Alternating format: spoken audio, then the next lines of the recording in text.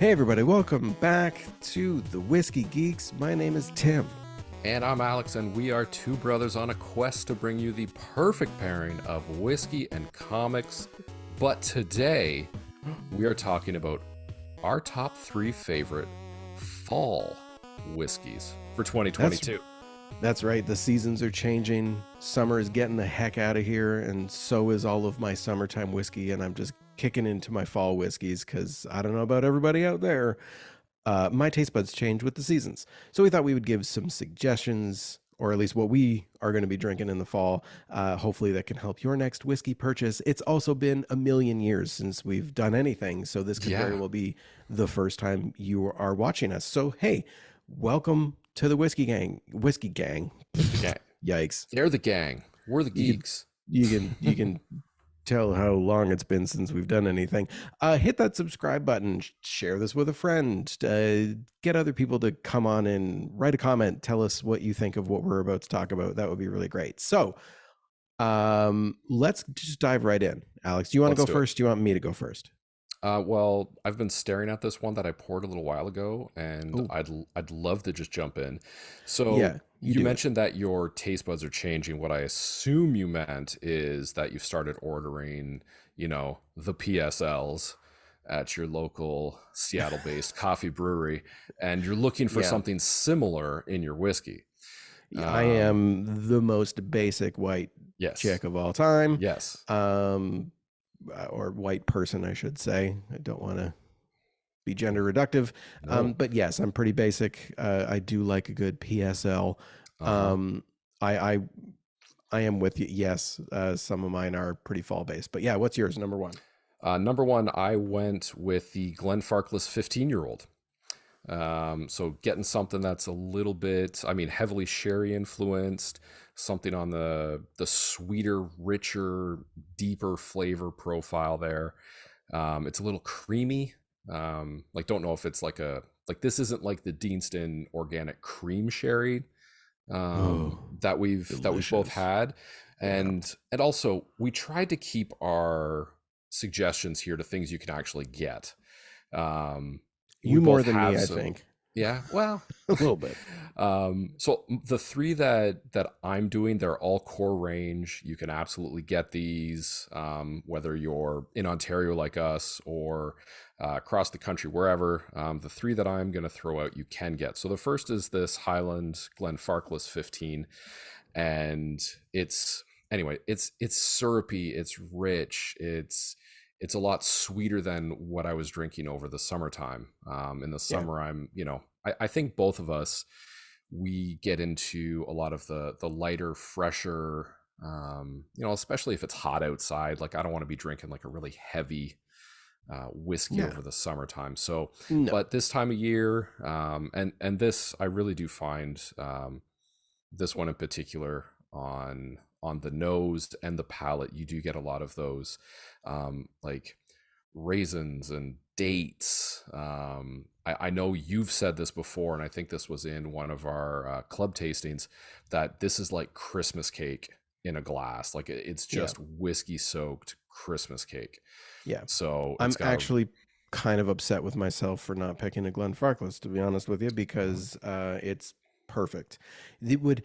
It almost leans into the winter whiskeys for me because of that Christmas cake thing. But anything Glenfarclas is fantastic if you can get your hands on it. Personally, I think my favorite Glenfarclas, the 25 is a stunner, but the 105, their cask strength release, is just a phenomenal whiskey. A little bit harder to find than like your 15s or anything core range, but if you can get your hands on it, it's definitely a good one. But Glenfarclas, an excellent choice, sir. While you enjoy your little dram, I'm going to get into my first one, which again, you're more of a man of the people apparently, because I went a little bit stuff that's a little bit harder to find. The first one though, I do have a comp that you can get, which is pretty great. So for mine, I went with the Tomatin, but I pulled the cask strength myself. Okay. But the Tomatin 12 is a phenomenal fall dram. So if you can't find the cask strength, Tomatin 12 is a wonderful choice for fall. It's basically apple pie in a glass is what I say the Tomatin 12 is. But the cask strength one, this is bourbon and sherry cask aged. This thing comes in at a nice 57.5%. I think the standard 12, I believe it's 46. I don't think they're a 40. I think they're 46 on the tomatin on the core range. I'm 100%. I'm not 100% sure though, unfortunately. But this, like I said, bourbon cask, and then it's finished in an Oloroso sherry cask. You put Oloroso on a bottle. Tim's going to be interested in it right away. But Absolutely. again, this one too, you don't get quite as much apple on this one that you do on the standard tomatin, but it's all those fall baking spices, your cinnamons and cloves and your raisins and your stewed red fruits and everything, and it's just fantastic. And for a cask strength, it doesn't absolutely destroy your palate like some of the other cask strengths, which I will say the same with the Glenfarclas 105. Really, Yeah. really smooth cask strength whiskey. Like, you, for people new, we're big fans of anything north of 50% is pretty great. Cask strength whiskeys aren't for everybody, but I mean, finding stuff that is a little bit stronger, you get more depth of flavor and more kind of burst right at the initial front, but sometimes it can be a little bit overpowering. So, but I find that these ones aren't. So, Yeah. Tomatin, good And job by you. yeah, What a great fall whiskey. I just looked it up just so that we could have it. So it's 43. So what? But you were right. It is above Not a the. 40. It's not a 40. I don't believe anything that I'm drinking is no. I know what my next two are. Yeah. Nothing's down at a 40. No. But yeah, we both do, and I should go backwards. The Glenfarclas 15, it comes in at 46%. And yeah, you find with the higher ABV, there's just more complexity. Everything's just dialed up a little bit higher. Specifically, some of the notes on the Glenfarclas said that if you did add a little bit of water, like a teaspoon of water in there, it's just going to draw out the sweetness a lot more. So it just cuts down a bit of the like just a bit of the phenols, not the phenols, the like the alcohol burn Yeah, that you can ethanols. sometimes get, the ethanol, yeah, and you get more of the pronounced sweetness. Yeah. So yeah, I almost hesitate to move on from this because I kind of want to finish the full dram that I poured myself as opposed to just a crazy. little. I know, but That's the little ones. we are going to keep this one moving along. Oh yeah. And from here, and I think both of us are the same. We said earlier in the summer we like to drink stuff that's a little bit lighter. I know both of us leaned heavily into like a lot of Campbelltowns over the summertime. And then like more of the Spaysides where you're getting a bit of that like lighter floral stuff. But in the fall, we both tend to get back to our whiskey roots with some Islas, I think, and lean a bit heavier into the peat. So for my second one, I'm going with Lechik 10. Oh, nice. Not quite Isla. Not quite Isla, but The it's islands. And this one comes in at 46.3%. For all of those in the know, if you see something that's 46.3, then you know that it comes from a very particular corporation that owns multiple distilleries around. So that would be Distel for people who don't know. It's Distel. So the sorry, 46.3, you know that you're getting a Buna, a Deanston, or a Tobermory, which is what Lechik is. It's yeah, distilled and then the Tobermory on the on the island of Mull. And this so this one is it's a lighter peat, like it's softer than like an Ardbeg, it's softer than a Lafroig, but you just get some really nice gentle notes of smoke that come through. You do get a little bit of the like I always go back to saying things like sea spray, but this one's a bit more of the iodine influence, which you do get with a lot of either the Isla or the Island ones, just from the fact that it's getting distilled and then aged on the coast. So, but this one also has like some cereal notes as well on the nose. And then again, it's got a bit of the spice, a bit of the smoke, like a bit of the like charred burnt wood that you get on the palate, but not overly peated. So Right. that's this one. Rock and roll. Now, you said normally we move away from Campbelltown. I did not. I stayed. Um, Good for you. there's a Campbelltown for every season for me. There really is. Yeah, I'm a big Campbelltown head, and not for Springbank, which everybody just has love letters to Springbank now. Glen Scotia is my go-to, but I didn't even pick a Glen Scotia, although maybe I did. Oh, I know what you picked.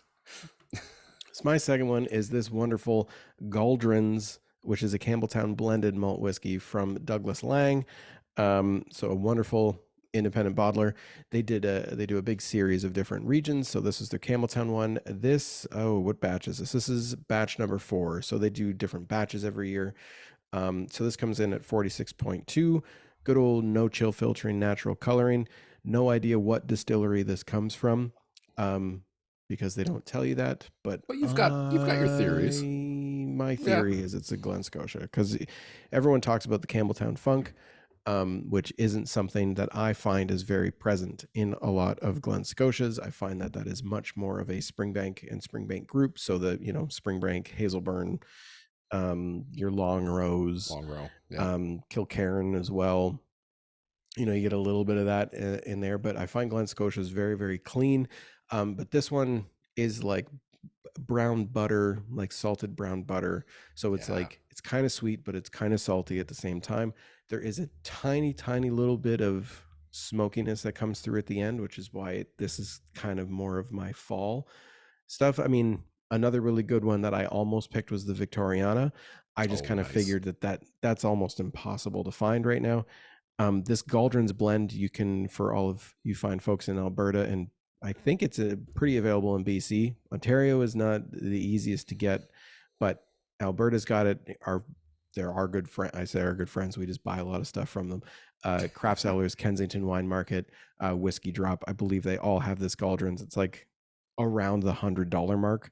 And for those who who maybe haven't tried that many Campbelltown whiskeys, because again, kind of hard to find, especially with everybody loving Springbank. Any release that comes to Canada gets sold out immediately or has to go into a lottery for the SAQ or the LCBO. But if you can get your hands on this one, like I said, for $100, this is a pretty good representation of the Campbelltown region. And it's a wonderful fall whiskey. It's very, very light in color, but it drinks dark and kind of more heavy and mouth coaty and stuff. So nice. Sweet and salty is kind of my takeaway from that, which is why I'm throwing it in this fall lineup. Nice, sweet, salty. I feel really good that we got however many minutes we're in before you mentioned anything about the mouthfeel.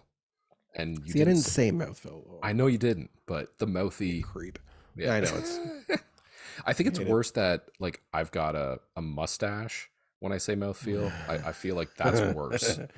Way worse. All right. Also, it was a good sucker down. Oh, sorry. I just wanted to say, good thing that you mentioned about the price. Going back to Legic 10, it's another bottle that's under $100 when you can find it. So again, it's a really good value to quality ratio, which is always something that we're looking at. Yeah, if we would have done honorable mentions for this, the Legic 10 was on my list. I almost picked it instead of my last one. It was like between these two. So I'm glad you had it on your list, because it's definitely one of my go-tos for this year too. But let's close this sucker down. What's your third? Let's do it. I have a sneaking suspicion you went even peatier. So I'll say I went peatier, but I didn't go super heavily peated. Okay. So I went back. Not a wee beastie. No. All right. I went to Bunnahabhain and went with the Teutsch and Ada. Again, $100 bottle, 46.3%. So for those of you that have been listening to us for a while, you've heard us talk about this one. We do have an official comic and whiskey pairing with this that you can go back and on our channel and you can go and find that video. It'll be linked at the end of this one. There it is. It'll be linked. There you go. And we both are big fans of this. The Yeah. value to bang ratio, your bang for buck, is, I think, really, really high. This is one of my favorite $100 bottles that's on the market. Again, Buna isn't known for doing heavily peated or peated whiskeys at all. They're much more sherry cask influenced with a lot of their core range. But they brought this one out a couple years ago to replace the previous peated expression, which was their Chobonic. And this blew both of us away when we first got it. So I in pouring tonight's dram, I realized I think I'm gonna have to go and get a backup bottle because it's starting to sound a little low in there. That's not good. But this has got excellent notes. choice. Yeah, and this has got notes of some of those like fall. Like there's almost a little bit of, it's almost like a little bit of cinnamon or something on the nose. Just a hint of it. But then you get into like there's that underlying sweet smoke again, and then you get a bit of the sea salt on the palate. And then again, because of the sherry cask, like you still do get some of those like sultana raisins. And then again, it finishes with with a nice long like smoke finish. So that's mine, and I'm now going to drink it because it's been a while since I've had any of this. Nice. And I will let you finish off. Right on. So once again, Alex, man of the people, coming in with $100 bottles. Good on you. I did not for my last one. Again, my tastes have been kind of going a lot more sherry influenced as opposed to the peats, which is, our Scotch journey, if you will. Yeah. We really kind of leaned into the peat for a long time and pretty heavily. But I really haven't been hitting the peat stuff as much. However, I will say it's the fall, and I was like, you know what? I'm gonna dip my toe back in a little bit. So the bottle that I chose is not an Isla, but it is peated. So I am going with the Balvenie, the Week Peat. Oh, nice choice. 14-year-old Balvenie. They do this once a year where for 1 week a year they use Speyside peat, and they do a run and they do peated whiskeys 1 week a year at Balvenie. Normally not peated at all. I think this is probably closer to the $200 bottle or $200 if you can get it. So again, it is available. You can get it both in Ontario and other places. For all of our international folks, I'm sure you can find this as well. But a really, really wonderful expression of a distillery who normally doesn't do peat, who when they decide to do it, they actually do it really well. Some distilleries don't do it as well, and they just try to experiment, and that's cool. I'm all for experimentation. Do your thing. We need more distillers to do weird stuff, I think. But this is one that I feel they knock it out of the park pretty consistently. This is my second or third batch of their Week of Peat. And thanks to the Whiskey Dad, because this was a gift from him. But it's a phenomenal bottle. But it's like the peat, it's not heavy. It's not a Lefroy Lagavulin. I put this more akin to the Coahuila side.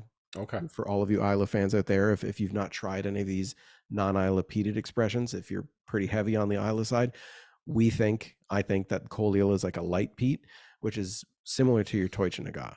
It's on the lighter side of things, as opposed to like a dark, heavier, campfire. This is more of like bright and fresh smoke.